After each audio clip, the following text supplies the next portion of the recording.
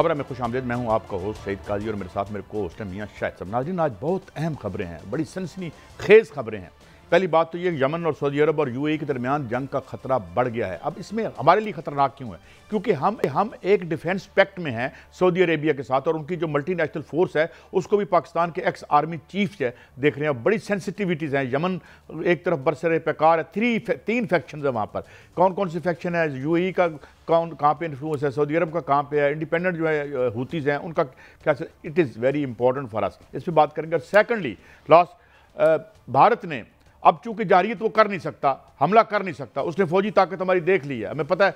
अब उसने एक और जो डैम बनाने का फैसला किया उन्होंने, और डैम बन रहे हैं वहाँ पे ताकि पाकिस्तान को जब चाहे हमारा पानी रोक दे। ये भी एक दूसरी जंग की शक्ल बन सकती है, इस पे भी हम बात करेंगे। इसके साथ साथ प्यूटन के घर पर एक लॉन्ग रेंज ड्रोन का हमला हुआ, कैसे हुआ, इसका नतीजा क्या निकलेगा? क्या पूरा यूरोप अब जंग में धकेल दिया जाएगा या प्यूटन उसका जवाब ज़ाहिर है वो देगा? उसकी जान पर अटैम्प्ट की गई है। आपको एक बहुत बड़ी सुपर पावर के जो है पाकिस्तान में सी पैक फेज़ 2 से टेक्सटाइल में कहा जा रहा है कि बहुत इजाफा होगा। कैसे इजाफा होगा? बिजली की कीमतों में कमी किए बगैर इजाफा कर सकते हैं हम? टेक्सटाइल की अगर आज हम अपने आप को कंपेयर करें, इस वक्त अगर आज आप देखें, कंपैरिजन करें, तो वियतनाम कहाँ पहुँच गया, बांग्लादेश कहाँ पहुँच गया? हमारा बेड़ा किसने गर्क किया? IPPs ने। IPPs जो क्या हुकूमत में बैठे हुए लोगों के हैं, उसलिए हम मजबूर हैं। मगर पूछेंगे मियाँ साहब से ये क्या है। साथ क्या हुकूमत अपोजिशन लीडर के लिए महमूद खान अचकज़ई का नोटिफिकेशन कर सकती है या नहीं, उसके इख्तियार में है या नहीं, इस पर बात करेंगे। मियाँ साहब आते हैं, हमारे साथ मौजूद हैं ब्रिगेडियर मसूद अहमद खान साहब। Thank you very much brigadier साहब, आपने हमें टाइम दिया। बड़े इंटरेस्टिंग टाइम्स हैं, जैसे हम चीनी कहावत कहते हैं। अब ये जो एक नया माज खुल रहा है, इसको हमें क्या करना चाहिए? और क्या उधर जंग होने जा रही है, और जंग होती है तो जो मल्टी नेशनल फोर्स है उसको हमारे आर्मी चीफ राहील शरीफ साहब उसको हेड कर रहे हैं, हमारा उनके साथ मुआहिदा भी है। तो एक बड़ी complicated how to handle and face this very complex situation, brigadier साहब। जी बहुत शुक्रिया। देखें कि अव्वल तो ऐसा नहीं होगा, और जिस तरीके से अभी डेवलपमेंट हुई है, अनयूजुअल किस्म की डेवलपमेंट है, और स्पेशली हम देखते हैं तो खास तौर पे यूएई का पास में कुछ ऐसे हमने देखे हैं उनकी प्रेजेंस रही है, जहाँ पे आप देखें लीबिया में उनकी प्रेजेंस रही है, सूडान में उनकी प्रेजेंस रही है, और अभी यहाँ पे भी इनकी प्रेजेंस है। और प्रीवियसली देखा जाए तो ये तमाम लोग एक कोलिशन के हिस्सा थे। और अभी यमन के अंदर के हालात आप देख लेना, 3 ऑलमोस्ट हिस्से बन गए हैं। नॉर्थ और उसमें वेस्ट में होतीज या अंसारुल्लाह वहाँ पे है, जो सना कैपिटल है वहाँ पे है। और इसके अलावा साउथ में हादी मंसूर की हुकूमत थी, which was recognised by United Nation और इंटरनेशनल कम्युनिटी। उसके अंदर जो ये अदन कैपिटल था, जो पोर्ट भी है, एज ए कैपिटल को यूज कर रहे थे। और इसके साथ ही STC थी, सदर्न जो ट्रांजिशनल जो काउंसिल थी, और वो भी वहां मौजूद थी। अब ये हुआ है कि पहले ये तो सारे मिले हुए थे अगेंस्ट होतीस, जब कोलिशन ऊपर से हमले कर रही थी तो ये नीचे से कर रहे थे। अब इसमें स्प्लिट आया है, सदर्न जो ट्रांजिशनल काउंसिल है वो अलग हो गई है, और उन्होंने दो जो बेसिकली 2017 में ये क्रिएट की गई थी, और विद द फाइनेंशियल और मिलिट्री सपोर्ट ऑफ यूएई, और ये असल में पावरफुल थी। और वहां पे हुकूमत जो हादी मंसूर की तो बराए नाम थी। तो अब इन्होंने ये किया था कि वहां पे 2 बड़े इंपॉर्टेंट प्रोविंसेस थे, एक हजर मौत है, हाडर मौत उसे कहते हैं, एक अल-महारा।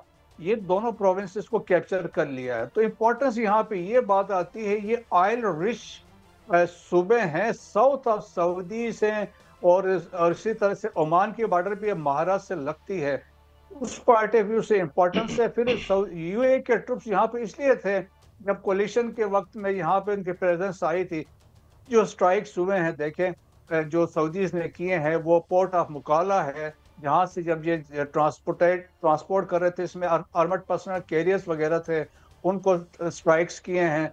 और दरमियान में अब ये स्टेटमेंट शायद सऊदीज ने ये कहा कि ये बहुत ही डेंजरस मूव थी।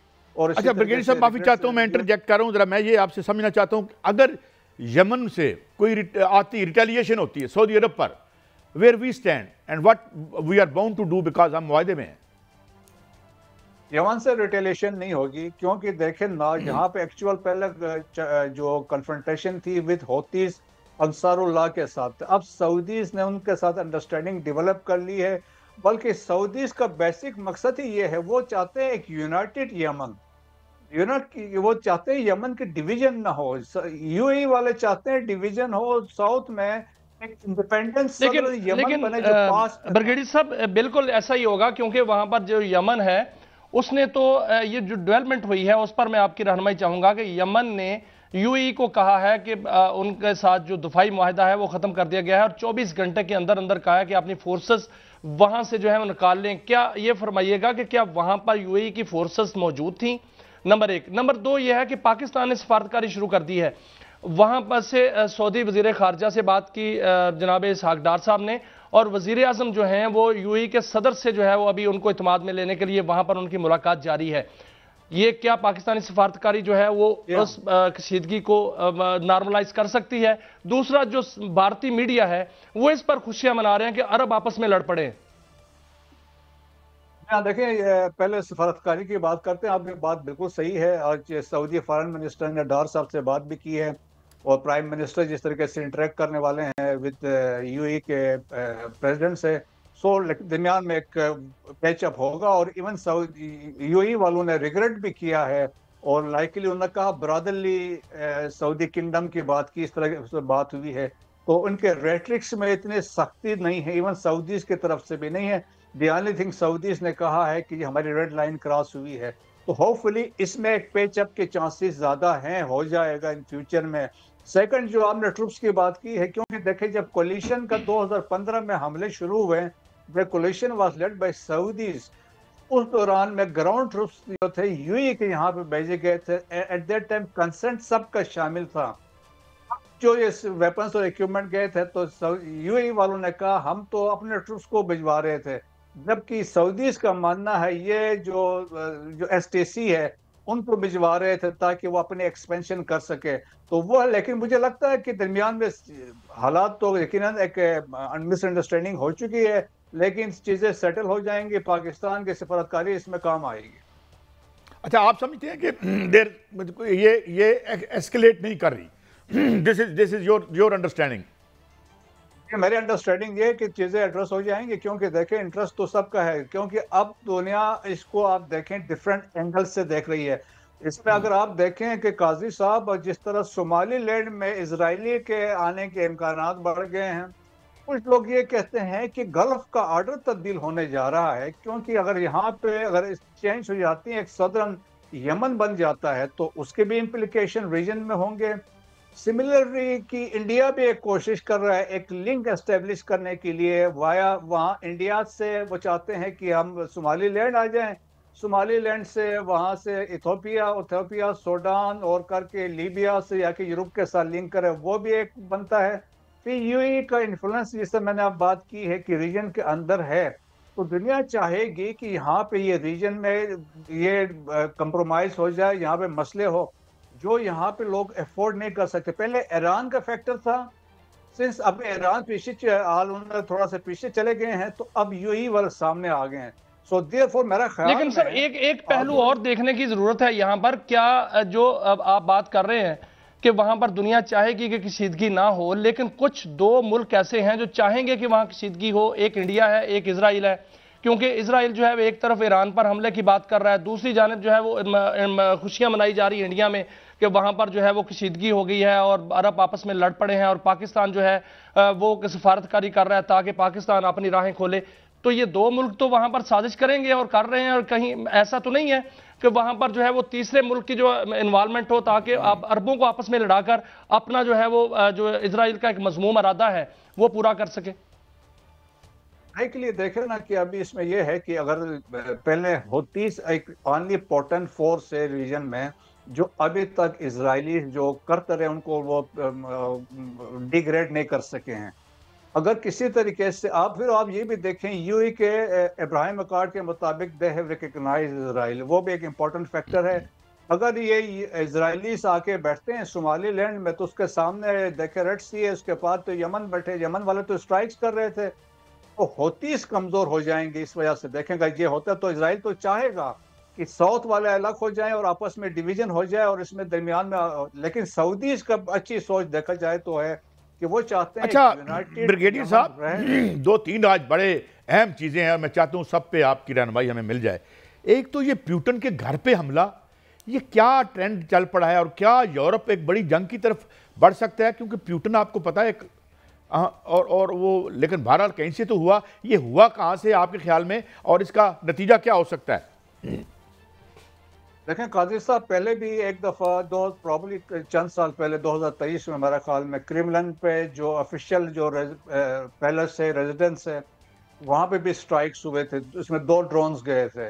लेकिन इस दफ़ा जो इनकी एक और रेजिडेंस है जो नॉर्थ वेस्ट ऑफ रशिया है, उसमें एक नोगोड एक रीजन है, उसके अंदर है, वहाँ पे 89 ड्रोन्स वैसे थे टोटल, लेकिन उसमें से 18 का जो टारगेट ऑब्जेक्टिव दी रेजिडेंस थी, ऑल्दो एवरेज जो ड्रोन जो वहाँ था दे वाज शॉट डाउन, लेकिन एक है तो देखें ना, जो भी है इट इज सिंबॉलिक है कि आप एक प्रेसिडेंट को टारगेट करते हैं, one of the powerful presidents है दुनिया में, और उसको करें। तो अब जो जवाब उन्होंने कहा कि हम जवाब इसका देंगे और डिसाइड करेंगे।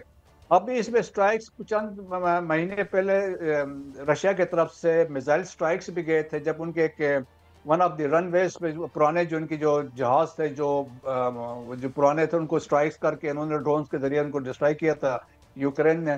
तो अब ये भी पॉसिबिलिटी है। ऑल्दो देखें कि ज़ेलेंस्की का ये कहना है कि दीज आर फैक्ट, और उन्होंने कहा this is a dangerous development बकौल ज़ेलेंस्की, और वो उनका बकौल ये है कि जो रशियन, लेकिन ब्रिगेडियर साहब जो यूक्रेनी सदर हैं ज़ेलेंस्की, वो तो कहते हैं कि मैंने हमला नहीं कराया, ना यूक्रेन ने किया है, और यूक्रेन के बस की बात भी नहीं लगती कि वहां पर जो है वो शिकस्त खुर्दा यूक्रेन जो है इतना बड़ा हमला कर सके कि प्यूटन के घर को टारगेट कर सके, और वहां पर इस तरह ड्रोन जो है वो लॉन्ग रेंज ड्रोन जो है वो जाकर हमला कर सकें।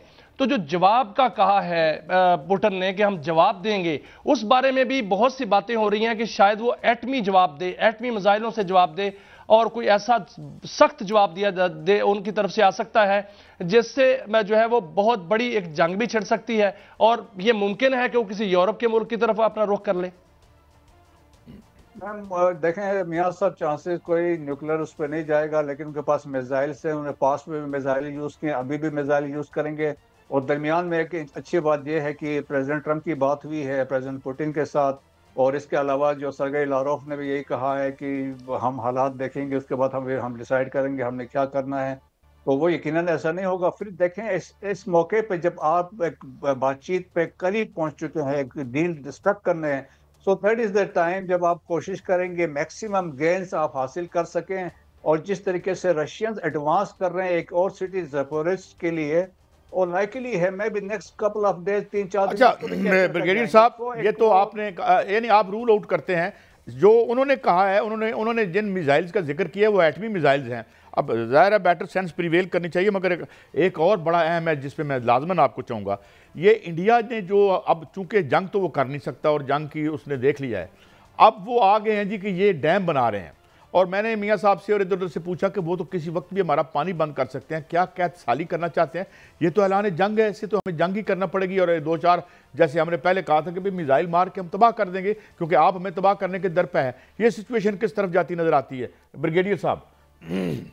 काजी साहब, ये वो हर मुमकिन वो कोशिश करेंगे जिसमें पाकिस्तान को नुकसान हो। अभी आप देखें ना, इंडिया तो चले, इंडियन इलिक्विफाइड जम्मू एंड कश्मीर छोड़ दें, यहाँ से अगर रिवर्स आ रहे हैं, अभी तो अफगानिस्तान के अंदर भी इनकी सोच है कि कुनर रिवर के ऊपर कोई डैम बना के पानी वहां से भी रोके। तो उनकी सोच तो आपको है, लेकिन एक बड़ी क्लैरिटी है। देखेंगे पाकिस्तान ने, प्राइम मिनिस्टर ने, फील्ड मार्शल ने बड़ी कैटेगोरिकली डिफरेंट ओकेजन्स पे कहा है कि हमारी एग्जिस्टेंस को थ्रेट होगा अगर पानी रोका जाता है। और उसमें यही बात की गई, we can go to any extent, full spectrum की बात की गई है कि अगर ऐसा होगा तो मुझे नहीं लगता है कि वो कोशिश जरूर करेंगे आपके पानी के वो जो है कैपेसिटी को, जो है उसके फ्लो को कम कर देंगे, उसको कंट्रोल करने की कोशिश करेंगे। लेकिन डैम इतना आसान नहीं, इट विल टेक 10-15 ईयर्स। अगर वो करेंगे तो फिर हमारी तरफ से जवाब जाएगा। इंटरनेशनल कम्युनिटी भी जानती है हालात और वाकयात है। इंडस वाटर ट्रीटी में अब रिसेंटली जो डेवलपमेंट्स में से आर्बिट्रेरी कोर्ट ने जो फैसला हमारे हक में भी दिया है, तो दुनिया उस पर भी मानती है कि हम we are on the right side. तो मेरा ख्याल में कोई इसको ऐसे करने नहीं देगा। आज देखे पाकिस्तान के स्टैंडिंग वेरी डिफरेंट।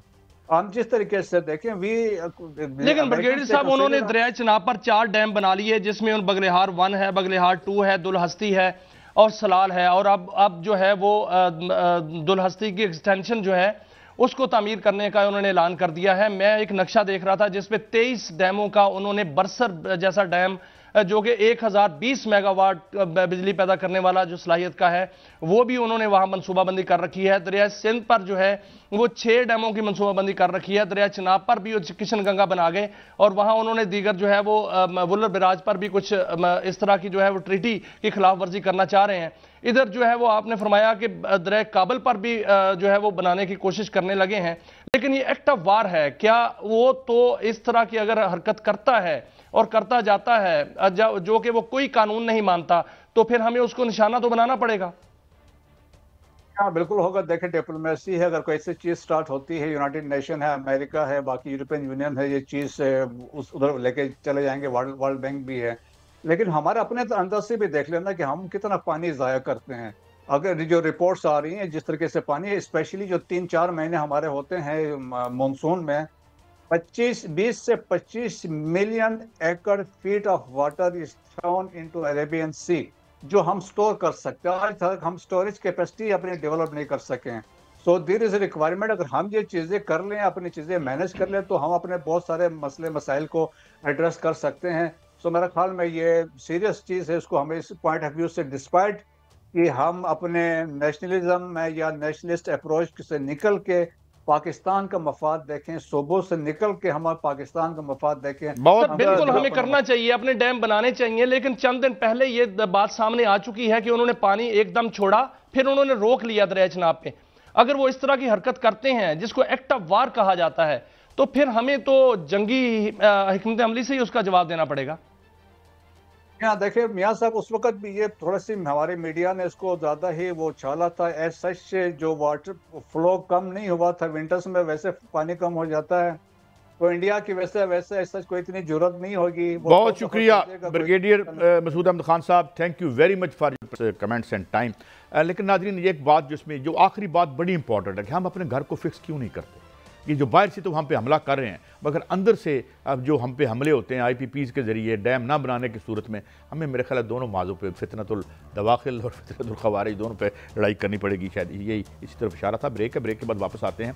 बहुत सी खबरें हैं। पाकिस्तान में CPEC फेज़ 2 का क्या मामला है, और क्या हुकूमत अपोजिशन लीडर महमूद खान अचकज़ई का नोटिफिकेशन करेगी या नहीं करेगी, ब्रेक के बाद।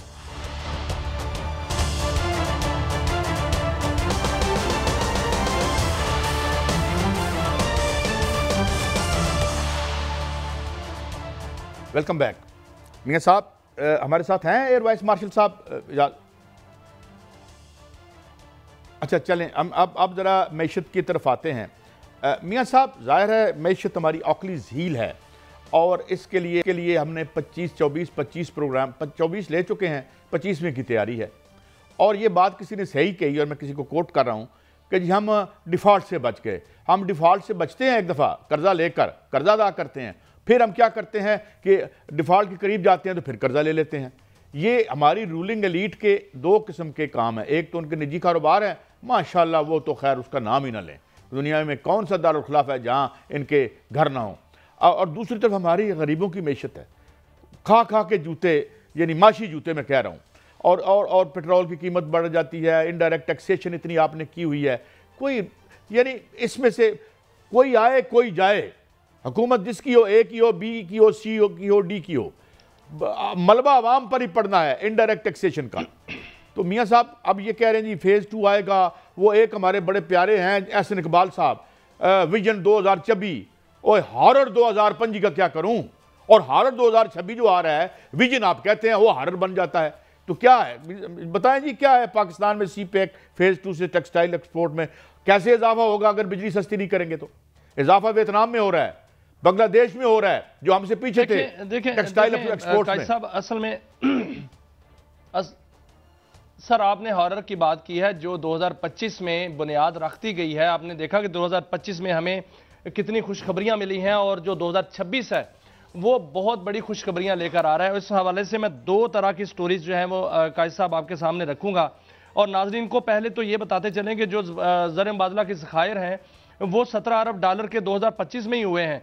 तरसीलात ज़र जो हैं वो 42 अरब डॉलर की जो है 2025 में हुई हैं। शरह सूद कम तरीन सतह पे अब तक की जो है वो आ गई है। महंगाई जो है वो कम तरीन सतह पे है। बरामदात 35 अरब डॉलर की हो गई हैं।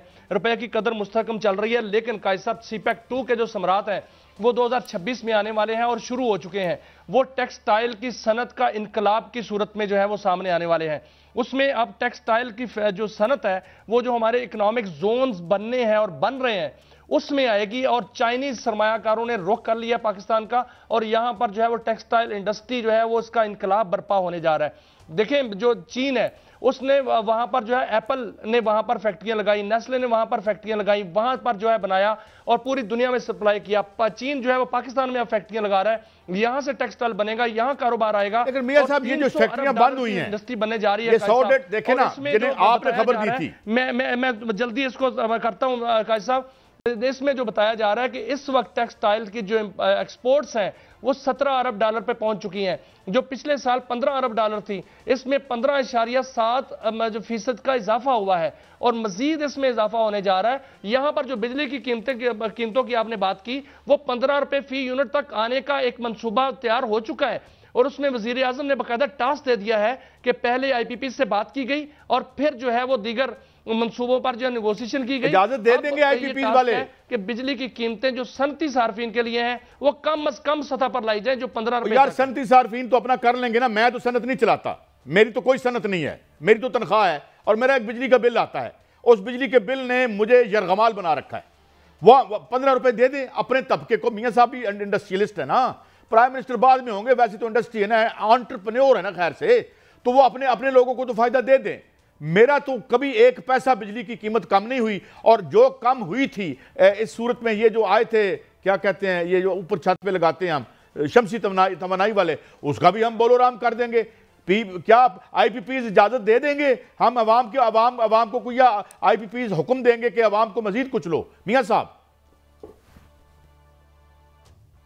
देखें काजी साहब, असल में जो चाइना के साथ हमारे पहले भी मुआहदात हैं और अब जो स्ट्रेटेजिक मुआहदा है और जो हमारा जो सनती मुआहदा है और जो CPEC है, CPEC 2, उसके तहत जो कुछ होने जा रहा है, मैं 2026 की मेरे पास लिस्ट पड़ी हुई है कि क्या कुछ अहदाफ जो है वो मुकर्रर कर लिए गए हैं और ये खुशखबरियां ही खुशखबरियां हैं, क्योंकि इसमें सिर्फ चाइना नहीं है, इसमें पूरी दुनिया है, इसमें अमेरिका है, इसमें यूरोप है। इशराफिया के लिए खुशखबरियां होंगी, हमारे लिए तो कोई नहीं है साहब। समंदर और खुश्की में बेयक वक्त जो है वो सर तेल और गैस की तलाश होने जा रही है और बड़े जो जखायर हैं वो दरियाफ्त होने जा रहे हैं। मईशत की जो मादनियात है उनकी माइनिंग होगी, तजारत भी होगी और बहुत बड़ी सरमायाकारी जो है उसमें आने जा रही है। रिकोटेक में 7 अरब डॉलर की बड़ी सरमायाकारी आने जा रही है। सऊदी अरब से 10 लाख की नौकरियां जो हैं वो अनाउंस होने जा रही हैं। ग्वादर पोर्ट का जो है वो मुकम्मल ऑपरेशनल होने जा रही है, जिससे 60 मुल्कों से तिजारत का आगाज हो जाएगा।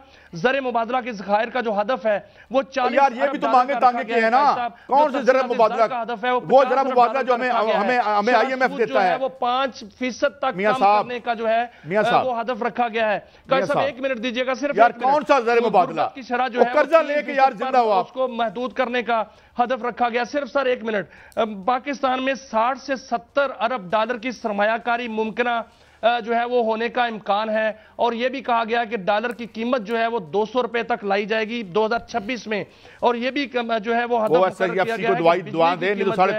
सनती सार्फिन के लिए 15 रुपए फी यूनिट होगी और इसमें मजीद जो है 3 सैटेलाइट्स वो खला में भेजी जाएगी 2026 में। काजी साहब दरिया पर 800 मेगावाट का थोड़ी सी बात करने दें, मुकम्मल होगा। एक सेकंड सिर्फ रह गया है। खूबसूरत जो शहर रेशम है वो उसका पहला मरहला मुकम्मल होने जा रहा है। सऊदी अरब, चीन और रूस और अमेरिका के सरबराहों की पाकिस्तान में दौरों का इम्कान है और पाकिस्तान दुनिया की 10 बड़ी मशतों में 2026 के आखिर में आपने मुकम्मल कर ली स्टोरी काजी साहब, कर ली मुकम्मल। पाकिस्तान जो है वो उसमें कदम रख रहा होगा। मियां साहब इस वक्त हालत यह है कि नौजवान इस वक्त भाग जाना चाहता है। जी जी। एयरपोर्टों पे FIA बंदों को पकड़ पकड़ के जहाजों से नीचे उतार रही है। लोग किश्तियों में, खुदा का शुक्र है कि किश्तियों वाला मामला सिलसिला कुछ FIA ने उस पर काबू पाया, उनकी जिंदगी बच जाती है। 15 रुपए अगर आप सरमायादार को दे दें, सरमायादार भी हमारे मुल्क का ही है, उसको 15 रुपए का आप रिलीफ देंगे, 2 रुपए का रिलीफ हमें भी दे दें जो हम घर में बिजली सार्फिन जमा करते हैं। मियां साहब अपने तबके को दे रहे हैं कि भाई आपके प्रॉफिट बन जाए, आप माल लें, कमाएं, और सानू भी तो कुछ दो। हमने जो घर में लगाए थे उसमें आपने नेट मीटरिंग की बजाय कोई और मीटरिंग ला रहे हैं। उसका सलीस जबान में मकसद ये है कि जो आपको रिलीफ मिला था असि नहीं देंगे, IPPs के मुनाफों पर किसी ने अगर आंख उठाई हम उसकी आंख निकाल लेंगे। आप अवैध साहब की गुफ्तगू देखें, अवैध लगारी साहब की, वो कह रहे हैं कि मैं IPPs की तरफ मैं कुछ, ये उनका स्टेटमेंट था कि मैं कुछ नहीं होने दूंगा, और अल्हम्दुलिल्लाह उन्होंने कुछ नहीं होने दिया। अवाम जाए जिधर मर्जी चले जाए। तो मियां साहब ये कुछ खबरियां जो है लॉर्ड केन्स ने कहा था in the long run we are all dead, इसमें वरीड है कि बिजली की कीमतें कम हो। वो कहां वरीड है यार, इसमें से पैसे कमा रहे हैं जब खुद नहीं जानते सर, खुद ये इसमें से IPPs में जो है मियां साहब जब हुक्मरानों का खुद प्रॉफिट है अपना जाएंगे। और इस हवाले से सर देखें पाकिस्तान की जो दिफाई इंडस्ट्री है वो कितनी तरक्की कर रही है। वो तो इनकी नहीं है ना, वो तो पब्लिक सेक्टर में है ना। कितने मुल्कों के मुआहदे हो चुके हैं। वो तो फिर फील्ड मार्शल साहब को कहना है, इनका क्या लेना देना उससे। एयरफोर्स और हमारी जो एयर इंडस्ट्री है उसका जो दिफाई इंडस्ट्री साहब वो तो अलग काम है ना, उसका क्रेडिट क्यों दे रहे हैं। प्रोजेक्ट चल रहा है सर हमारी दिफाई इंडस्ट्री। मियां साहब ट्रिकल डाउन नहीं हो रहा, माल ऊपर जा रहा है, माल ऊपर जा रहा है, नीचे नहीं आ रहा, नीचे कोई रिलीफ नहीं मिल रहा। अगर ये कहते हैं महंगाई कम नहीं हुई, महंगाई होने की शरह स्लो हो चुकी है, महंगाई हो रही है, मुसलसल हो रही है। और अवाम को अगर आप IPPs नहीं छोड़ेंगे तो ये सारे, अब जिस तरह डॉक्टर तैमूर रहमान ने कहा था, इन्होंने वो हमारे छतों पर शमसी तवानाई लगी है उसको इन्होंने नेशनलाइज कर लिया है, और अब हमें वहां भी रिलीफ नहीं देंगे। बहरहाल अल्लाह करे मैं गलत साबित हूं और आप दुरुस्त साबित हों और अवाम को रिलीफ मिले, पर इन्होंने होएगा या नहीं होएगा, it's a big question mark. शायद एक ब्रेक है, ब्रेक से वापस आते हैं तो बात करते हैं हुकूमत अपोजिशन के लिए महमूद खान अचकज़ई का नोटिफिकेशन कर सकती है नहीं कर सकती, क्या मामला है, थोड़ा सा कौमी सियासत पर भी बात करते हैं ब्रेक के बाद।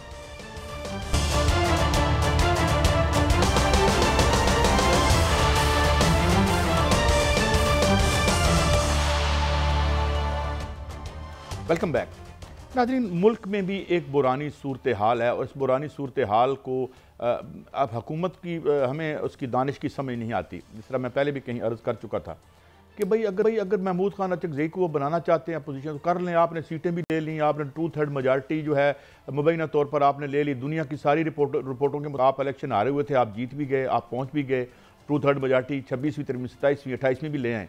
तो इसमें क्या हर्ज है अगर महमूद अचकज़ई साहब बन जाते हैं तो एक माड़ा जब नोटिफिकेशन उनका भी करवा दें।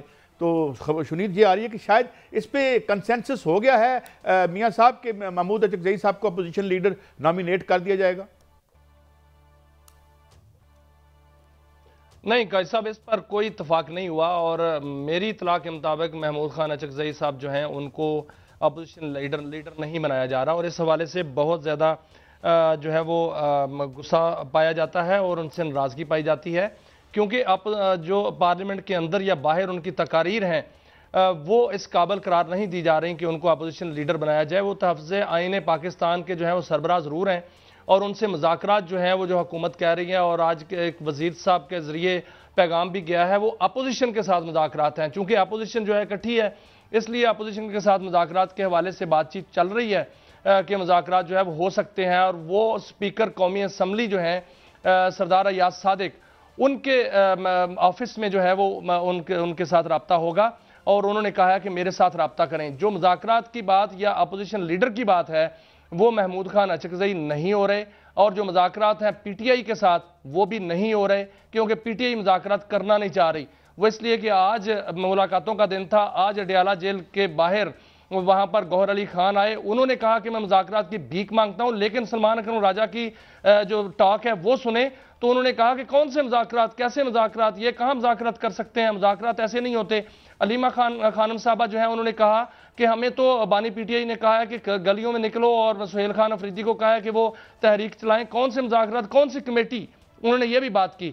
तो इस तरह मुज़ाकरात तो नहीं होते और मुज़ाकरात फिर हुकूमत किससे करेगी, मुज़ाकरात तो जो है वो तो अपोजिशन होते हैं और अपोजिशन को ये ज़रूर दावत दी गई है कि आप इत्तफाक़ राय पैदा करें तो फिर मुज़ाकरात जो है वो उनकी राह कोई निकालते हैं।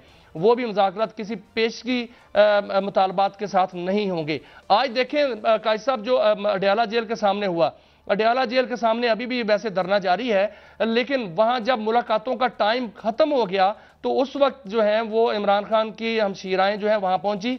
उस वक्त सलमान अकरम राजा साहब वहां पहुंचे, उनसे पूछा गया कि अब तो मुलाकात का वक्त खत्म हो गया है, तो उन्होंने कहा उन्होंने वैसे भी कौन सी करानी थी, तो वहां जाके अगर एहतजाज ही करना है, वहां जाके अगर धरना ही देना है, तो मुलाकात का टाइम तो पहले शुरू हो चुका था। नहीं, अगर पिछली मुलाकात का मैं हवाल सुनाऊं कि वहां पर लोग गए, वहां पर पुलिस ने उनको नहीं रोका, उनको वो अगले नाके तक गए, वहां से होके वापस आ गए, और किसी ने उनको रोका ही नहीं है, पुलिस वाले ने किसी ने रोका मुलाकात के लिए यानी जाने को आगे, वहां से वापस आ गए। जो मुलाकात खुद नहीं करना चाह रहे हो तो फिर कैसा मुलाकात ये मुझे लॉजिक आपकी समझ नहीं आई। जो खुद नहीं करना चाह रहे हो मुज़ाकरात नहीं होते। एक टेस्ट लगाया था इन्होंने, वो सुहेल खान अफरीदी साहब ने लगाया था काजी साहब, कि वो लाहौर गए थे कि शायद लोग उमड़ आएंगे, लाहौर उमड़ आएगा और जो हुकूमत है घुटनों पे आ जाएगी। लेकिन आपने क्या किया? हर चौक पे तो आपने पुलिस वाले खड़े किए हुए थे, उन वर्करों के घर में छापे हो रहे थे, और आपने जो हशर किया उनका प्रेस कॉन्फ्रेंस में साफियों को भी नहीं जाने दिया, और बाद में आके जो है प्रेस कॉन्फ्रेंसिंग करते रहे।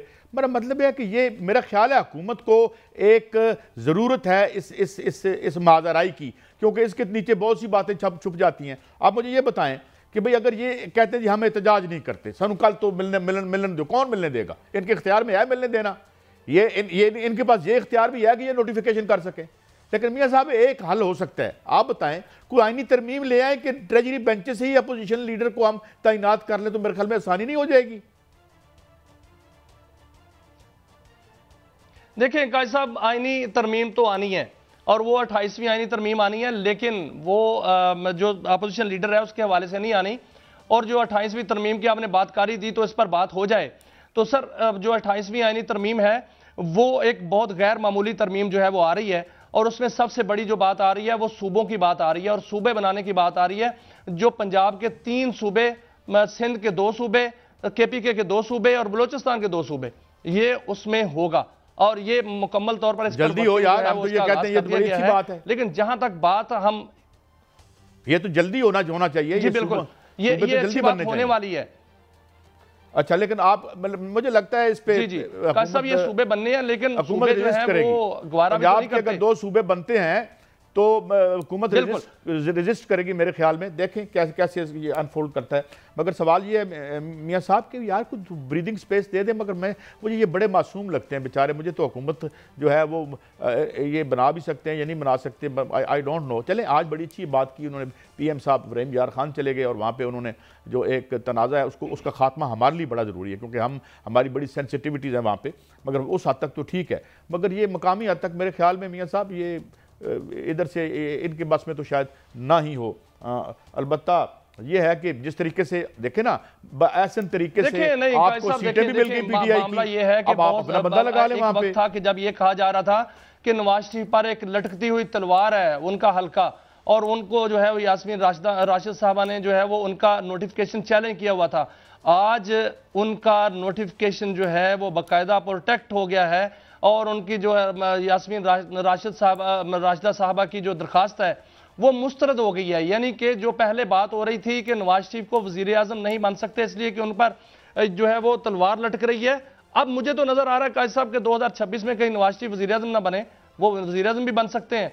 और जो पीपल्स पार्टी कोई बात नहीं है, अच्छी बात है, उनको भी वजीर आजम आज हमारे हैं, जो 28वीं तरमीम आनी है उसको मंजूर करना है। और उस हवाले से दोनों जमातें जो हैं वो अपने तई इस 28वीं तरमीम को मंजूर करेंगी, और बिल्कुल 28वीं तरमीम आनी चाहिए और सूबों की तकसीम होनी चाहिए, वो मंजूर होनी है। कोई और कोई बल्दियाती इंतखाबात भी होने चाहिए, नीचे जाना चाहिए। सूबे इतने बड़े हैं, ये क्यों हमने रखे हुए हैं? ये कोई खानदानी जागीर है किसी की? वो भी हो रहे हैं, वो गैर जमाती इंतखाबात होंगे। और मियां साहब को आना चाहिए। मैं आपको खबर दे दूं कि तहरीक इंसाफ नहीं होगी सर, जो गैर जमाती इंतखाबात हो रहे हैं उसमें आजाद, उसमें जो तहरीक इंसाफ है वो नहीं है। क्योंकि उसमें तहरीक इंसाफ क्यों नहीं है कि जो इलेक्शन कमीशन में इनका जो केस है इनका इंट्रा पार्टी इलेक्शन का, वो खुद जो तहरीक इंसाफ के वकला हैं उसको डिले कर रहे हैं। अगर वो डिले होता है, मैं आपकी बात मानता हूं मियां साहब, थोड़ा वक्त मुझे भी दीजिए, करा देती है तो फिर तहरीक इंसाफ मुझे थोड़ा वक्त दीजिए मियां साहब। बहुत अच्छा, राजा सुल्तान सिकंदर साहब का नाम तारीख में सुनहरे रूप से लिखा जाएगा। और वो जो हमारे थे माशाल्लाह PM जो आए थे वहां से कोयटा से, जो उन्होंने इंतखाबात कराए हैं, मैं समझता हूँ तारीख इन्हें कभी नहीं भूलेगी, और लोग जो है रहती दुनिया तक इनको याद रखेंगे। लिहाजा PTI वाले तो सख्त सुस्त और नालायक हैं ही ना, उनको तो छोड़ें, मगर इन लोगों ने जो माशाल्लाह तारीखी है वो भी हम देखेंगे। बहरहाल प्रोग्राम का वक्त खत्म हुआ और हाँ मियाँ साहब को खबर है तो एक दो 20-25 सेकंड है, कोई खबर है तो बताइएगा। देखिए कायद साहब, जो सुहेल अफरीदी साहब ने पंजाब का दौरा किया है, अब वो सिंध का भी दौरा करेंगे, लेकिन खबर यह है कि सुहेल अफरीदी साहब के खिलाफ जो मुकदमात हैं या उनके खिलाफ इलेक्शन कमीशन में भी एक मुकदमा चल रहा है, उससे वो नाअहल भी हो सकते हैं। और इस हवाले से सुहेल अफरीदी साहब को एहतियात भी करनी चाहिए और उनको जो है वो ज़्यादा जिस तरह के वो हरकत व सकनात हो रही हैं उससे एहतियात करनी चाहिए। लेकिन मुझे जो इतलात मिली हैं वो ये हैं कि अगर ये मामला बढ़ते हैं तो उनकी नाअहली तक भी मामला पहुंच सकता है। चलें, ये भी एक खबर आ गई। बहरहाल इस तारीख में चलता रहता है, नाअहल अहल हो जाते हैं, अहल नाअहल हो जाते हैं, तो ये घन चक्कर तो जारी है। इजाज़त दें, कल फिर आपकी खिदमत में हाजिर होंगे। अल्लाह हाफिज़।